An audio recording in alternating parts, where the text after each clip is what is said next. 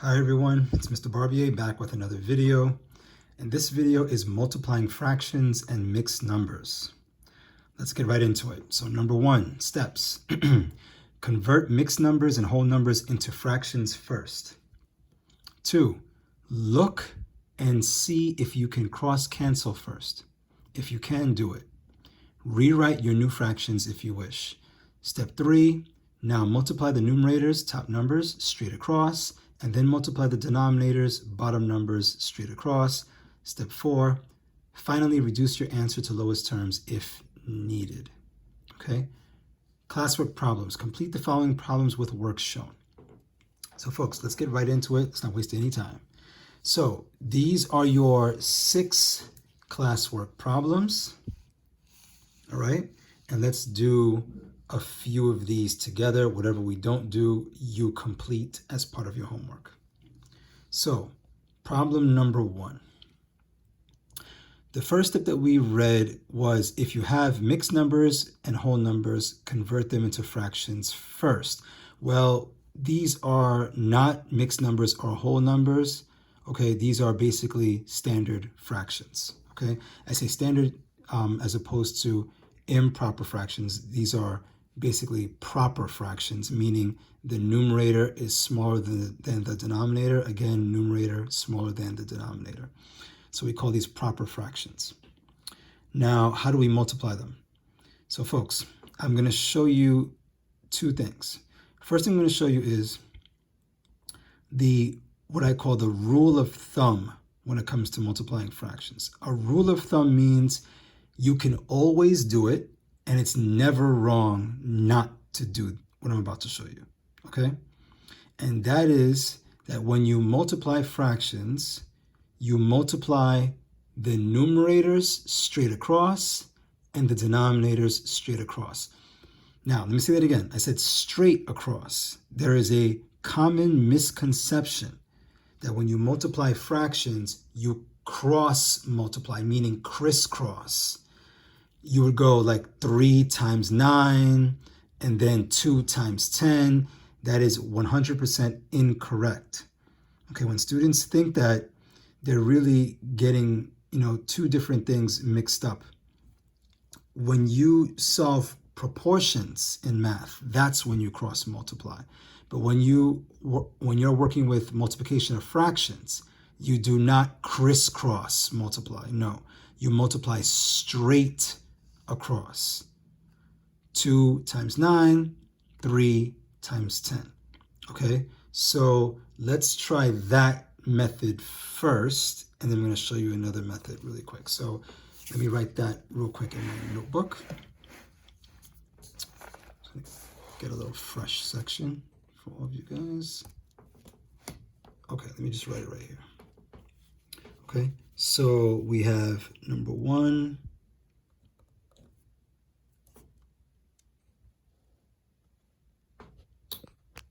Okay. We have number 1, 2 over 3 times 9 over 10. All right. And like I said, we can multiply straight across. So someone tell me, what's 2 times 9? Okay, I heard someone say, Mr. Barbier, I think that's 18. You are correct. Please keep working on your multiplication tables. And what's 3 times 10? Someone just said 30. Very good. Now, ladies and gentlemen, we're not done. Because as you already know, all fraction answers must be reduced to lowest terms. All right? We cannot leave it this way. So we have to use the skills that we've learned with reducing fractions, right? Looking for and finding the greatest common factor. And we could also use our divisibility rules. Okay, so look at 18 and look at 30. Let's start with the number 2. Can 2 go into 18 and 30 evenly? Okay, someone just said yes, because they're even. You could divide them both by 2. What about 3? Okay, I heard someone say yes, Mr. Barbier, because 1 plus 8 is 9, and 9 is a multiple of 3, and 3 plus 0 is 3, and that 3 is also a multiple of 3. Let's go a little higher than that. Can 4 go into both of these numbers? Okay, someone said no. What about 5? Well, 5 can go into 30, but not into 18 evenly. What about 6? Someone said, wait a minute, Mr. Barbie, you know what? I've been working on my times tables, and if I'm not mistaken, isn't 18 and 6, aren't they both in the 6 times table? Let's take a look at that. Here's my 6 times table, right? And 6 times 1 is 6, 6 times 2 is 12, 6 times 3 is 18, 6 times 4 is 24, 6 times 5 is 30. So 18 and 30 are both divisible by 6. Okay, so the answer is yes, we can use 6. So let's divide 18 by 6. Let's divide 30 by 6. And the final answer will be what, somebody? Someone just said, Mr. Barbier, I think it's going to be 3/5. The answer is yes, that is correct. 3/5 or 3/5. So, ladies and gentlemen, that's one way to get the answer. Another way to get the answer, okay, and let me say this one more time. Can you always multiply straight across numerator times numerator, denominator times denominator, and then reduce your fraction? The answer is yes, you can always do it that way. The key word there is can. Now, do I recommend this as the best way all of the time? No, I do not. Let me explain why. Because you're going to see in our classwork and homework today that the numbers get bigger, ladies and gentlemen, with fractions. And when the numbers get bigger, when you multiply across, the fraction that you have to reduce is also bigger. The numbers are humongous, and now you have to spend time, precious time, reducing a gigantic fraction, okay? And you won't know where to start, okay? So this will always work. I suggest use this method if the numbers are relatively small, right? And you could just multiply straight across and reduce very simply. Or, you could always use it if the numbers are small. But when the numbers are big, you should use another method. So let me show you the same problem, but done with another method called cross-canceling. Okay, so let me slide over here. And here we go. So the same exact problem, number 1, right? Let's take a look at this. 2/3 times 9/10. And let's use a method called cross-canceling, also known as cross-simplifying, right? They're both the same thing, but just two different terms, two different ways to call it. So cross-canceling or cross-simplifying, let me just write here cross-cancel. Okay, what does cross-canceling mean? So it basically means, let me ask you a question, right? If I say to you, reduce the fraction 2/10. Let me show you what I mean real quick over here. If I have 2/10, and I say to you, reduce this fraction,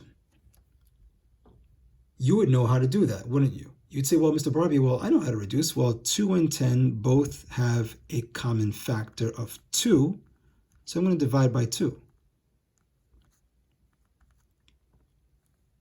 And what is 2 divided by 2? Someone just told me 1, very good. And what's 10 divided by 2? Someone just said, well, isn't 5 times 2 10? Yes. So 10 divided by 2 is 5.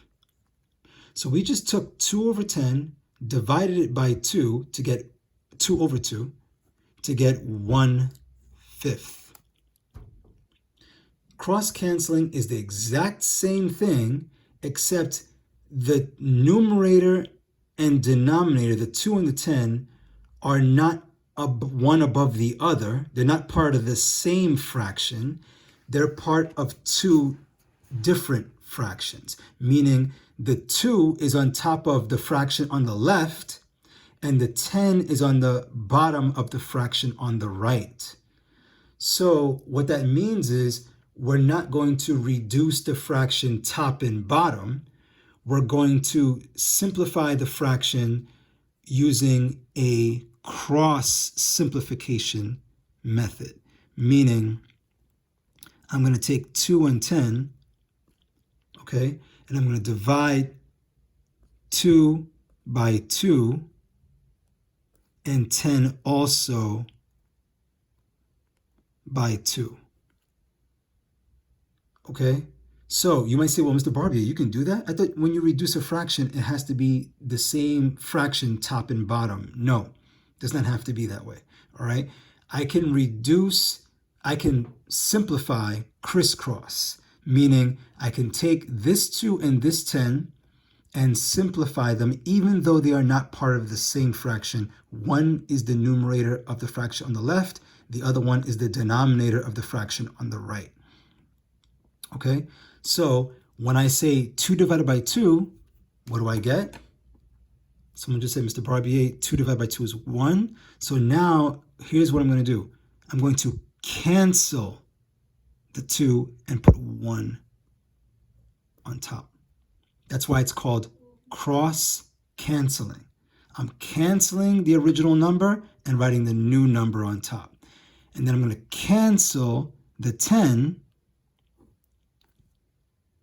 and say to myself, 10 divided by 2 is 5, and put the 5 underneath it like this. Okay, so cross-canceling, ladies and gentlemen, is the same thing as simplifying a fraction. It's the same thing as simplifying a fraction. The only difference is that instead of the numerator and denominator being part of the same fraction, the numerator is on one fraction and the denominator is on the other fraction. That's the only difference. Okay, that's the only difference. As a matter of fact, well, let's finish this and I'm going to show you something else that might be easier for you. Okay, let's finish this first. So now, ladies and gentlemen, I want to cross cancel in the other direction if possible. So let's look at 3 and let's look at 9. Let me ask you a question. 3 and 9, do they have a common factor? Is there a number that can divide into 3 and into 9 evenly? Think. Okay, someone just said, Mr. B, I think 3 can go into itself. 3 divided by 3? Yes. And what else? Can 9 also be divided by 3? Because let's remember, we always have to use the same number, right? We can't use two different numbers when we are simplifying. The answer is yes. We can divide both of these by 3. So let's cross cancel again. So 3 divided by 3 is what? Someone just said, Mr. B, you can cancel the 3 out, and 3 divided by 3 is 1.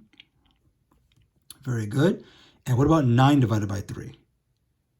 Okay, someone said, Mr. Barbier, doesn't 3 go into 9 3 times because 3 times 3 is 9?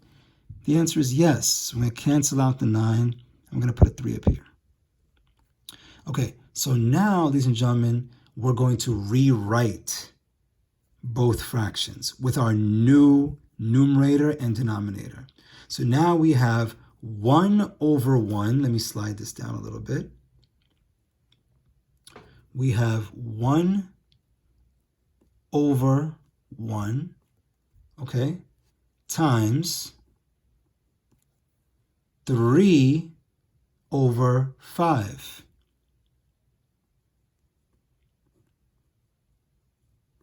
Now, ladies and gentlemen, look at what we can do. Now that we've done the simplifying first, okay, we simplified first. Now let's multiply straight across. What's 1 times 3? Okay, I heard someone say, Mr. Barbier, I think that's 3. Very good. And what's 1 times 5? And yes, that is 5. And ladies and gentlemen, notice something. Same answer that we got before. Okay, I just heard someone say, Mr. Barbier, I like the first way better. That was way too complicated. Ladies and gentlemen, let me say something to you, okay?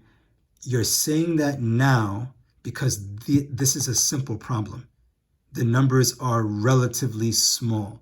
When the numbers get bigger, trust me, this would not be the preferred method because it's going to take way too much time. You're going to see what I mean when we do more problems. I really, really want all of you to get used to the cross-canceling method, because what happens is you simplify first and then you multiply straight across second. Okay? One thing I want to show you really quick before we move on to a new problem is this, right?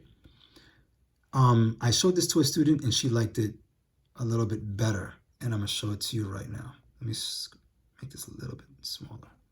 Check this out. Since I know most of you are used to reducing fractions top to bottom, right? You're not used to reducing fractions crisscross like this. Okay, no problem. Then guess what we can do? Guess what we can do, right?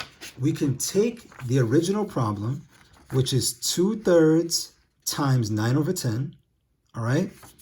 And instead of keeping the 2 over the 3, watch this, and then 9/10, I'm going to take the 2, okay?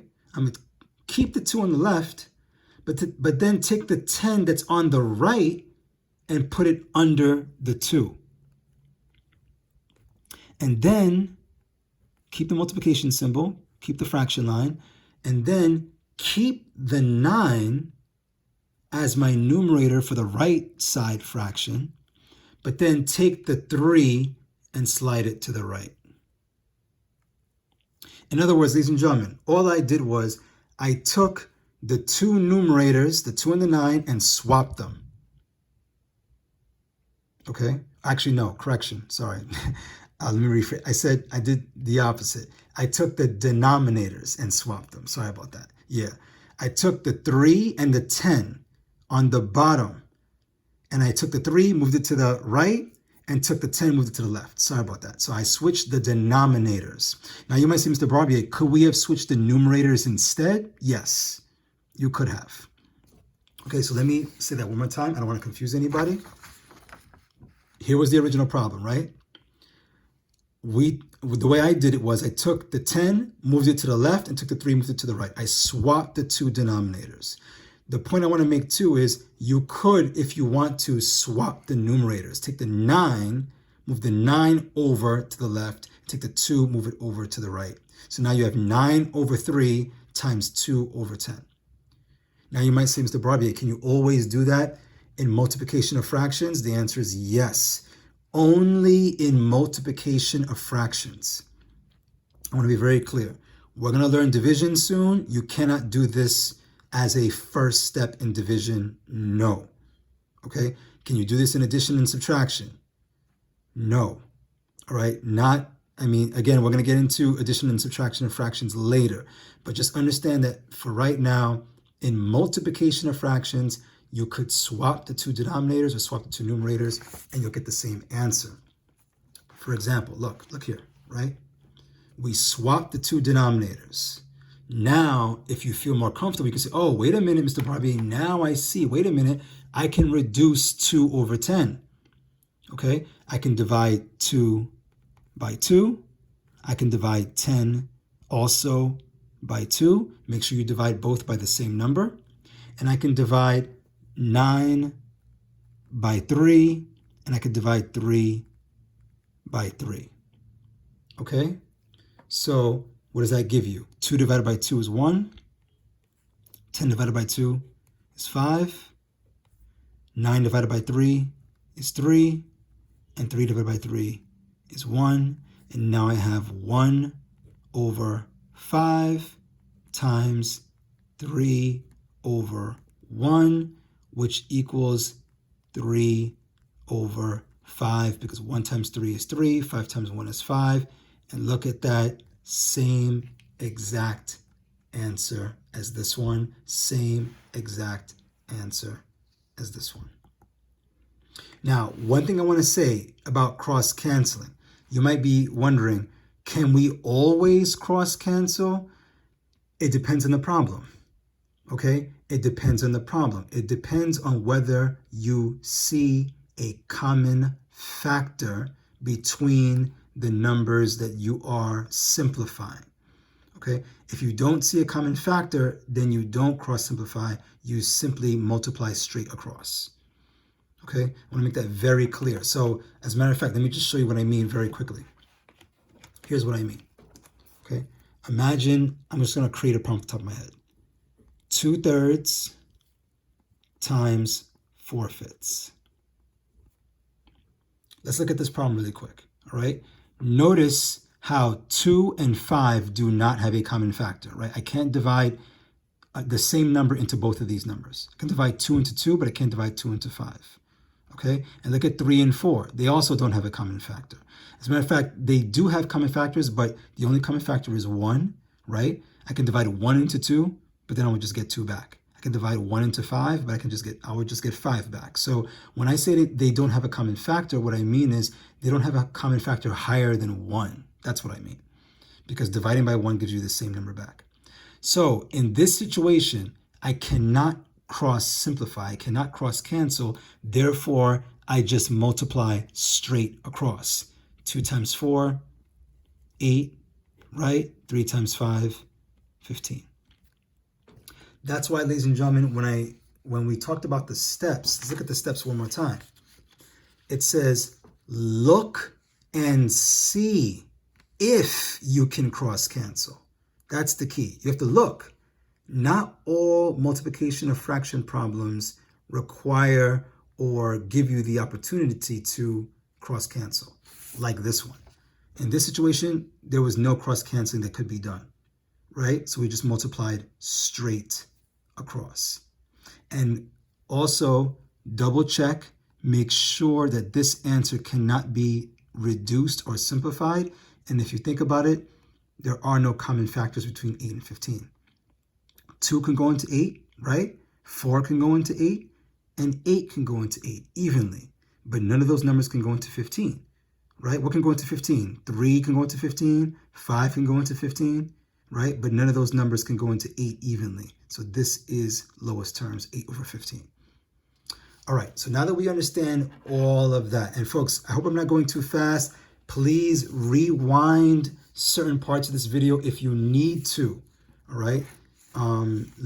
Play it back, write some notes down. If I say something that you want to make a note of, you write it down.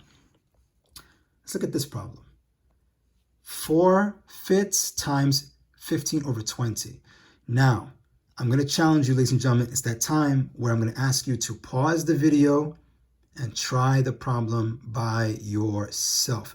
And when I say solve this problem, what I mean is give me the final answer in lowest terms. Okay? Pause the video, go for it.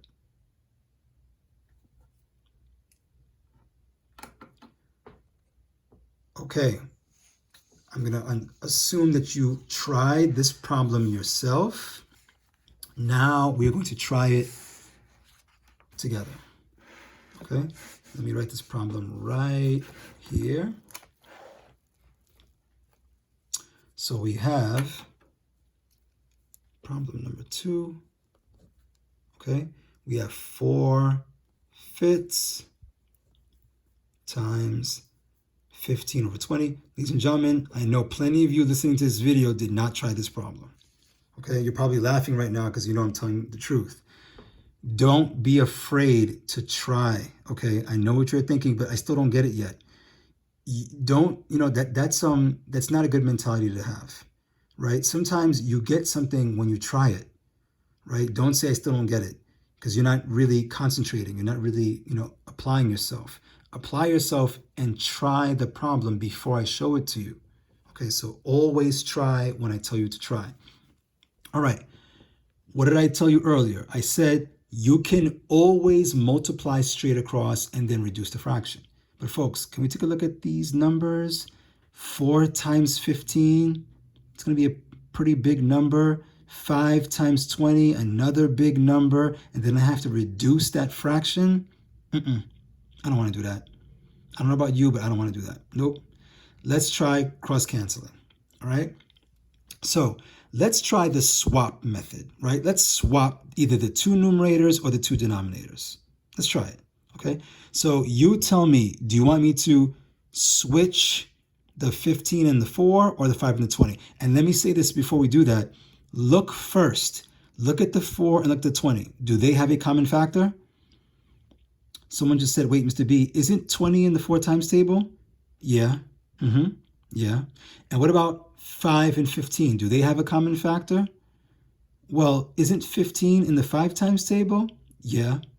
Okay. So ladies and gentlemen, this is the perfect problem for us to cross cancel. So now let's do the swap method. Okay. So what do you want to do? Swap numerators or denominators? I'm listening. Okay. Someone just say, Mr. B, let's swap the numerators this time. Okay.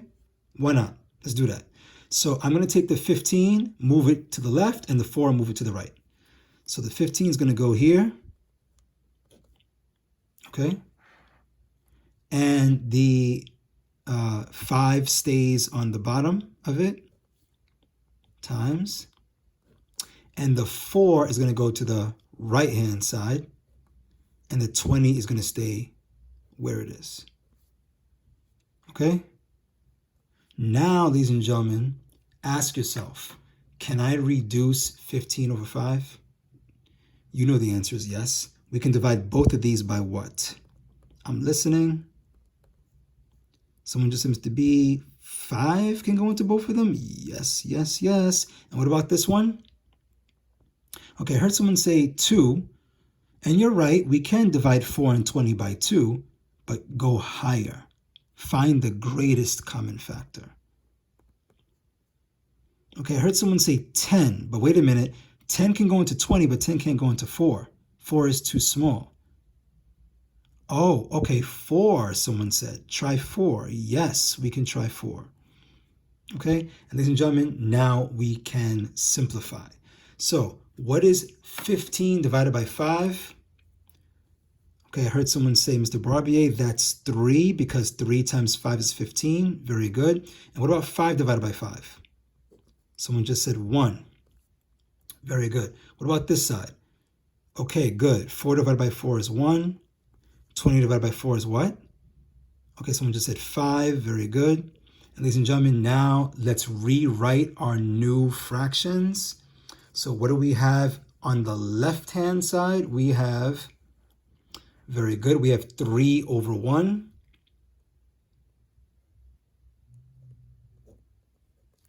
Okay. Times 1 over 5. And now, folks, look at that. Look at how small the two fractions are. Nice and small. All I got to do now is multiply straight across. 3 times 1 is what? 3. And 1 times 5 is what? 5. And then look at this answer, 3/5. Make sure you cannot simplify it any further. And no, we can't because there's no common factor that can go into 3 and 5. That is the final answer. If you got 3/5 on your own, give yourself a pat on the back. I'm very, very, very proud of you.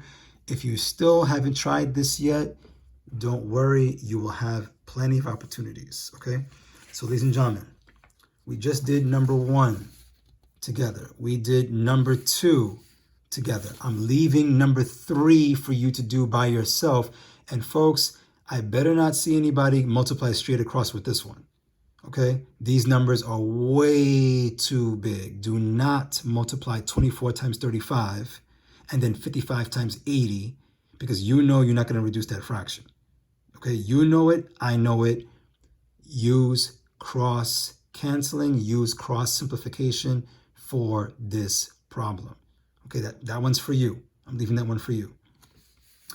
Let's look at number 4. Now, number 4 is called a mixed number times a mixed number. Now, someone's saying, Mr. Barbier, what's a mixed number exactly? Very simple. A mixed number is when you have a whole number and a fraction put together. That's it. Okay, that's all it is. This is 6 2/5, and this is 1 3/5. Okay, sometimes you hear these are called mixed fractions. I don't like that term Personally, I don't think that term is a legitimate math term. I don't think so personally. I mean, I've seen it online here and there, but these are called mixed numbers, not mixed fractions. Please don't ever say that. Okay, now the question is, how do we multiply mixed numbers? The first step is, as we read from the very beginning, convert mixed numbers and whole numbers into fractions first. Okay, so let me talk about whole numbers really quick. You might say, Mr. Barbier, how do you convert a whole number into a fraction? For example, like look at number 5. Very simple. To make any whole number, like the number 20, into a fraction, just put it over 1. Literally, all I do is draw a line like this under the 20 and put a 1 underneath. And now it's a fraction. Now, some of you might say, wait, can you always do that? Yes, you can always do that. That's how you change any whole number into a fraction. Just put it over 1. Very simple, okay? But how do we change a mixed number into a fraction? All right, so let's go back to number 4. We have 2 mixed numbers here. What do? Well, we do something very simple. Ladies and gentlemen, let me show you. It's very simple. We're going to do this. We're going to take, let me zoom in real quick. We're going to take this mixed number, and everybody follow me. We're going to put a multiplication X between the 5 and the 6. And we're going to put an addition sign between the 6 and the 2. Okay, so that's a plus on top and it's a times in the bottom, and we're going to go in a circle. A student of mine called this the wheel. That's what she called it. She goes, Mr. Barbier, we're going to do the wheel, right? And I said, you know what? Why not call it that? Yeah, let's call it the wheel. So here's how it works. We're going to say 5 times 6, get the answer, and then add the answer to 2. And that's going to become my numerator. So someone tell me, what's 5 times 6? Someone just said 30. That's correct. And what's 30 plus 2? Someone just said 32. Now, that is correct. Now, be careful. Some students write 32 as if the answer is a whole number. No, we're changing a mixed number into an improper fraction. It has to be a fraction. This is not going to be a whole number. No. So you might say, well, if it's a fraction, that means that 32 is the numerator. But what becomes the denominator? You keep the denominator the same. So the denominator here is 5. We keep the 5. Okay, everybody, it's that simple. Now you try the wheel, right? That's what we're going to call it. You try the wheel with 1 3/5. You do it by yourself. Pause the video, go. Okay, I'm going to trust that you paused the video, you tried it, and now let's try it together. Let's put my times right there. Let's put my plus right there, and let's do that wheel. Okay, here we go. Class, tell me, what's 5 times 1? Someone just told me 5. And what's 5 plus 3? Someone just said 8. Very good. And I'm going to put here 8 over 5.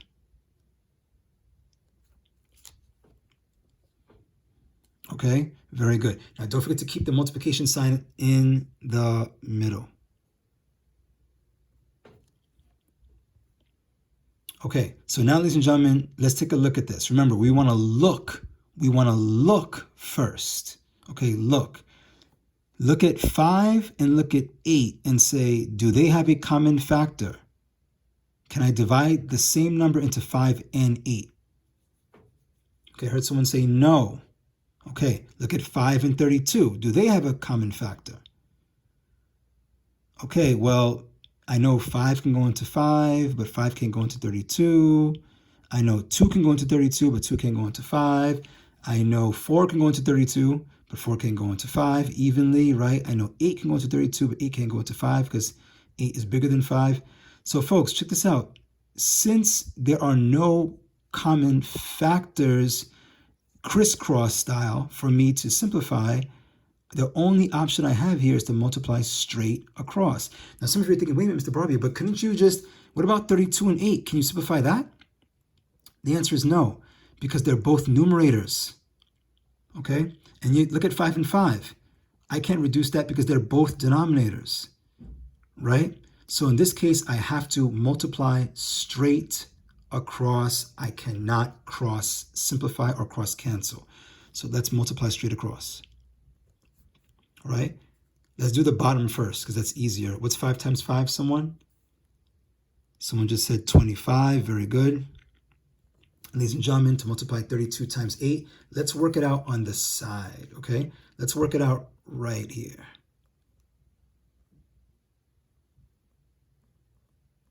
Okay, someone help me. What's 8 times 2? Somebody just said 16, so I dropped the 6, I carry the 1. And what's 8 times 3? Someone said 24 plus 1 is 25. So now I have 256 over 25. And ladies and gentlemen, that is the answer. You can leave it just like that. Now some of you are saying, wait a minute, Mr. Barbier, but wait. Isn't that an improper fraction? The top number is bigger than the bottom? Yes, but that is A-okay. All right? Improper fractions are not incorrect answers as long as you cannot simplify them any further. Okay? This cannot be simplified any further. We leave it just like that. We could make this also into a mixed number, but an improper fraction is fine. We'll leave it just like that. Okay? So that's how you convert, ladies and gentlemen, mixed numbers into improper fractions. Okay? And then look to see if you can cross cancel. If you can, do it. If you can't, multiply straight across. Okay, it's that simple. It's that simple. So you are going to do as best you can number 5. Now, let me just say one thing about number 5. Number 5, we made 20 into a fraction by putting it over 1. All right?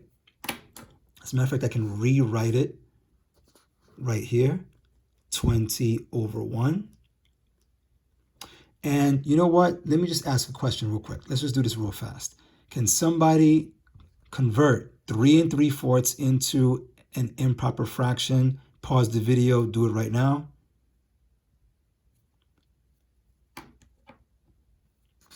Okay, I'm assuming that you tried it, you've unpaused, and you remember that we're going to multiply denominator and whole number, and then add the answer to the numerator and do the wheel, right? Okay, so somebody tell me, what is 4 times 3? Someone just said 12. And what's 12 plus 3? Somebody just said 15. So it's going to be 15 over what? Okay, good. Remember, keep the denominator the same. The 4, which is the bottom number here, stays the bottom number called the denominator here. Now, let me drop the multiplication x. Now, some of you are thinking, Mr. Barbier, what do we do with this one? Do we multiply straight across? Wait, look at the numbers that are diagonal from each other, okay? Look at 15 and 1 and say, well, wait a minute, I can't really simplify here because 1 is not going to get any smaller than it is. But what about 20 and 4, right? Can't you cross simplify 20 and 4? Yeah, you can. As a matter of fact, those of you that are comfortable cross simplifying or cross canceling without swapping the numerator and denominator back and forth, let's do it this way. So what am I dividing by? Okay, someone just said 2. Okay, good. But can we go higher than 2? Ah, very good. Yes, divide by 4. Because isn't 20 in the 4 times table? 4 is my greatest common factor, isn't it? Very good. So what's 4 divided by 4? Somebody just said 1, because any number divided by itself is equal to 1. Very good. And what's 20 divided by 4? Okay, someone just said 5. Very good. Let's rewrite the fractions. Now, you might say, let me say this again. Some of you might say, well, Mr. Barbier, but you didn't do it both ways. That's okay, all right? That's what happens in multiplication of fractions. Sometimes you can't cross cancel at all. Like in this problem, we couldn't cross cancel in any way. Sometimes you can cross cancel in two directions, and sometimes you can cross cancel in only one direction. But even if it's in one direction, do it anyway, because it's going to make your numbers smaller to work with, okay? So now we have 5 over 1, okay, times, right, because 5 is on top, 1 is on the bottom, times 15 over 1. And now we're going to multiply straight across. All right, ladies and gentlemen, 1 times 1 is 1, right? That goes on the bottom. And 15 times 5, folks, when in doubt, work it out. Or you could also say write it out. I'm not going to do 15 times 5 in my head and get the answer wrong. No, I'm going to work it out on the side. So I'm going to put here 15 times 5. Okay, 5 times 5 is what? Okay, someone just said 25, Mr. Barbier. Very good. 5 times 1 is what? 5 plus 2 is 7. 75. Okay, so I have 75 over 1. And folks, even though I told you an improper fraction is a correct answer, but wait a minute, one more thing I want you to know. Any number over 1 is equal to, someone tell me? Okay, good, a whole number, right? If I can take 20 and put it over 1 to make it a fraction, then that means I can take the 1 away from 20 to make it back into a whole number, right? So look at here, 75 over 1. It's now in fraction form, but I don't need it to be in fraction form. I want my final answer. So anytime you see a number over 1, get rid of the 1 on the bottom and you write the numerator as a whole number. The answer is 75. And that's because 75 divided by 1 is equal to 75. You can also say 1 goes into 75 times. All right? Ladies and gentlemen, very, very, very good work. I'm going to leave you to do number 6, okay, by yourself. Don't forget, along with number 3, right? So you're doing number 3 and number 6 on your own. Complete those 2 problems. And don't forget, you also have this homework sheet to complete as well. All right? You have 8 problems here. 1, 2, 3, 4, 5, 6, 7, 8. Folks, don't get scared. Don't get nervous. You just practice with me. You just solve these problems with me. You can go back, rewind the video, look at what we did, okay? You can do this. You can do all 8 of these, no problem. I know you can, all right? And again, I'm always here to help you if you need help. So if you need help, you know where to reach me. Okay, you can either email me or message me directly on Google Classroom, all right? And if I can, I will set up a one-on-one session with you on Google Classroom, Zoom session, and we can work on some problems together. Okay, I'm always here for you. I want you to know that. All right, take care, work hard, and I'll see you soon. Bye-bye.